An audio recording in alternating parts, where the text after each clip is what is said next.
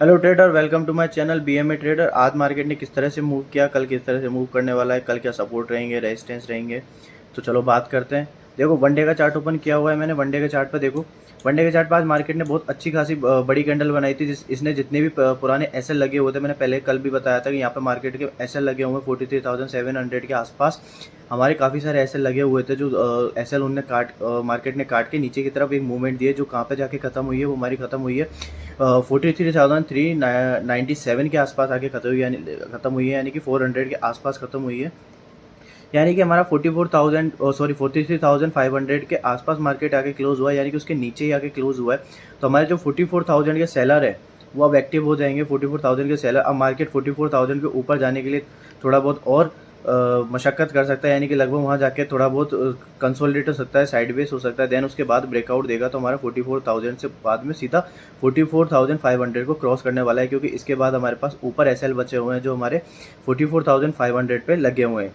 ठीक है, क्योंकि मार्केट काफ़ी टाइम से यहाँ कंसोलिडेट हो रखा था। कंसोलिडेट होने के बाद मार्केट ने काफ़ी टाइम से इस जोन में बिताया है, जिसमें मैंने बताया था आपके लिए वो ट्रेंड लाइन भी बनाई हुई थी। ये देखो, ट्रेंड लाइन भी बनाई हुई थी आपके लिए मैंने एक। ये ट्रेंड लाइन को मार्केट ने आज क्रॉस किया है।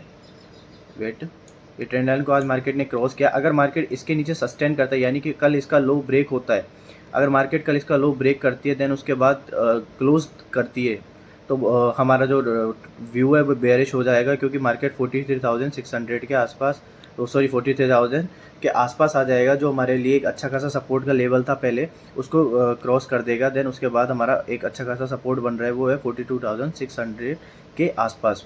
देखो कल बस ये याद रखना कि अगर मार्केट इस वाली कैंडल का लो ब्रेक करके नीचे ही कहीं क्लोज होता है, इस वाले कहीं जोन में कहीं क्लोज होता है, तो हम छोटी सी सेलिंग देखने को मिल सकती है, शॉर्ट सेलिंग देखने को मिल सकती है, जो बहुत लंबी लंबी लाइंस के साथ जा सकते हैं। क्योंकि हमारा जो एस एल है, रेगुलर हमारे एस एल अप ट्रेंड में जा रहे थे। देखो, हमारा पहले एस एल यहाँ था, देन उसके बाद हमने एस एल शिफ्ट किया यहाँ, देन उसके बाद हमने एस एल शिफ्ट किया यहाँ, देन एस एल शिफ्ट किया हमारा 44 पे। तो अब हमारा जो 44,000 का एस एल है वो तो कट चुका है, देन 43,500 का एस एल है वो भी कट चुका है।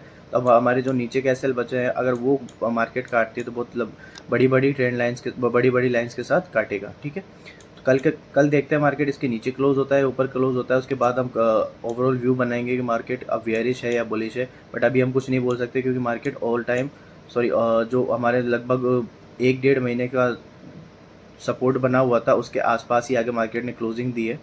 तो हो सकता है कल मार्केट यहाँ से दोबारा एक पैटर्न बनाए, एक सपोर्ट ले, देन ऊपर दोबारा पुल बैक कर जाए। तो मे बी कुछ भी हो सकता है। तो कल हम देखते हैं मार्केट में कल किस तरह से मूव होने वाला है, कल क्या ट्रेड करने वाले हैं। तो चलो देखते हैं 15 मिनट के चार्ट पे। देखो, आज क्या हुआ था।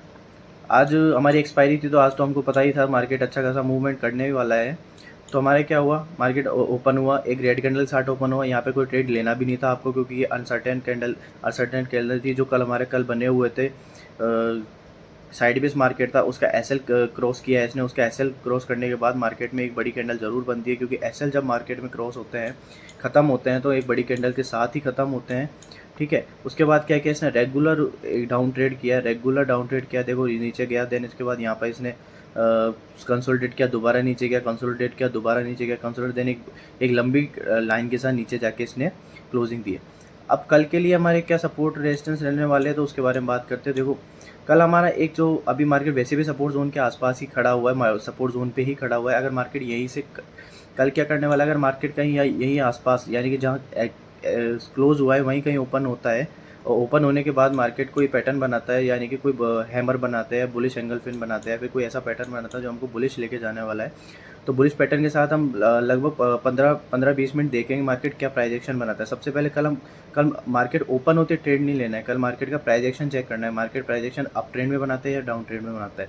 अगर मार्केट अप ट्रेंड में डाउन बनाता है, तो हम उसके बाद हमारा जो रेजिस्टेंस पॉइंट है हमारा 43,900 से 44,000 के बीच का हमारा पॉइंट है, वो हमारा रेजिस्टेंस लेवल है। देखते हैं मार्केट अगर वो रेजिस्टेंस लेवल के पास कंसोलिडेट करके क्रॉस करता है, और ऊपर अगर 44,000 के ऊपर क्लोज करता है, तो हमारा ओवरऑल व्यू बुलिश ही रहने वाला है।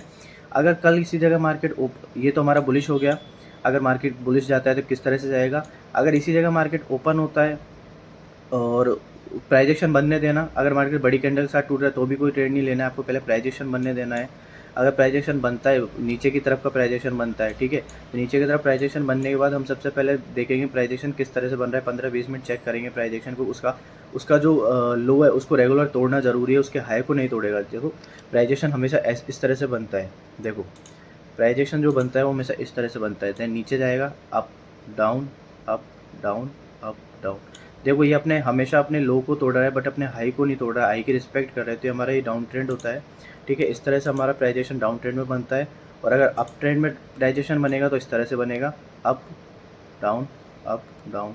जो इसका नीचे का जो लो है प्राइजेशन का, वो कभी भी ब्रेक नहीं होगा, हमेशा इसके हाई को ये ब्रेक करेगा, और हाई को ब्रेक करते टाइम एक बड़ी कैंडल के साथ ब्रेक करेगा। यानी कि आप सोच रहे हो कि अगर मार्केट छोटी छोटी कैंडल के साथ अप ट्रेंड में जा रहा है तो वो हमारे लिए कंसोलिडेशन हो सकता है। देन उसके बाद जब इसके एसएल खत्म हो गए तो मार्केट बहुत बड़ी कैंडल, जैसे इस तरह से ये बड़ी कैंडल कटी है, इस तरह से बड़े कैंडल, देखो यहाँ पे हम देखो एग्जाम्पल भी सामने ही है, देखो ये हमारा इस जगह पे कंसोलिडेशन हुआ मार्केट का, यहाँ पे लोगों ने अपने एसएल्स लगाए, ये यहाँ पे एसएल लगाए, बायर्स आए हमारे पास, बायर्स आने के बाद मार्केट ने क्या किया, हल्की सी मूवमेंट दी ऊपर, देन दोबारा नीचे रुका, कंसोलिडेशन हुआ। देन उसके बाद इसने जो एसएल काटा, देखो कितनी बड़ी स्पीड के साथ, एक बड़ी कैंडल के साथ काटा, यानी कि उसने बायर्स को निकलने का मौका ही नहीं दिया। तो ऐसा ही होता है जब मार्केट में एक कंसोलिडेशन होता है, एसएल कटते हैं, यानी कि एसएल ख़त्म होते हैं तो एक बड़ी कैंडल के साथ ही ख़त्म होते हैं। तो कल नीचे का प्राइजेशन बनने देना, ऊपर का बनने देना, देन उसके बाद ही ट्रेड लेना, क्योंकि मार्केट एक अनसर्टेनली जाके नीचे क्लोज हुआ है, ठीक है। एक इतने दिन से कंसोलिडेशन हो रखा था, उसको उसने ब्रेक किया है, तो कल उसको प्राइजेशन बनने ज़रूर देना, देन ट्रेड लेना। हाँ अगर वो नीचे जाता है तो हमारे पास एक सपोर्ट जोन नीचे तैयार खड़ा हुआ है, वो हमारे 43,000 पे एक छोटा सपोर्ट है। एंड जो मेजर सपोर्ट बना हुआ है, मेजर सपोर्ट है 42,600 के आसपास, यानी 42,600 से 42,650 पे जो हमारा मेजर सपोर्ट बना हुआ है। अगर मार्केट यहाँ तक जाता है तो हमारे लिए बहुत अच्छी बात रहेगी, क्योंकि यहाँ से हो सकता है मे बी एक बुलिश पैटर्न बना के ऊपर चला जाए। और अगर नीचे जाना होगा तो मार्केट यहाँ कंसोलिडेशन करना बहुत ज़रूरी है। अगर यहाँ कंसोलिडेशन करता है तो ही हम नीचे की तरफ बैठने वाले, अदरवाइज हम बैठेंगे ही नहीं। ये तो बात हुई अगर मार्केट यहाँ ओपन होता है। अगर मार्केट कल गैप अप ओपन हो जाता है, अगर गैप अप मतलब इस जगह पे कहीं लगभग 43,000 के आसपास कहीं, सॉरी 43,000 नहीं, 43,600 के आसपास कहीं ओपन हो जाता है मार्केट, ठीक है। अगर मार्केट ये 43,600 के आसपास कहीं ओपन होता है, उसके बाद ये क्या करता है, एक रेड कैंडल बनाता है। रेड कैंडल बनाने के बाद अगर उसका लो ब्रेक हो जाता है तो हम ऊपर की तरफ ट्रेड नहीं लेंगे, पहले नीचे की तरफ ट्रेड लेंगे। नीचे की तरफ ट्रेड का टारगेट क्या होगा हमारा, ये जो गैप बना हुआ है हमारा, यानी कि मार्केट अगर जैसे इस यहाँ पर कहीं ओपन होता है, ये देखो अगर मार्केट कहीं यहाँ पे ओपन होता है और रेड कैंडल बनाता है, रेड कैंडल के बाद अगली कैंडल 920 कैंडल इसके लो को ब्रेक कर देती है, यानी कि लो को ब्रेक कर देगी, तो हमारा जो टारगेट होगा वो इस गैप का टारगेट रहेगा, ठीक है। ये हमारा 920 915 920 का ट्रेड होता है हमेशा। अगर मार्केट गैप अप थोड़ा लगभग 300-400 पॉइंट के ऊपर ओपन गैप अप या गैप डाउन होता है, तो हमारी जो 920 की कैंडल है वो हमको बताती है कि मार्केट में ये गैप फिल होगा या फिल नहीं होगा। तो ये समझ में आया। अगर मार्केट वो गैप अप खुलता है, रेड कैंडल बनती है, उसका लो ब्रेक होता है, तो हमको इस गैप का टारगेट लेना है, ओके।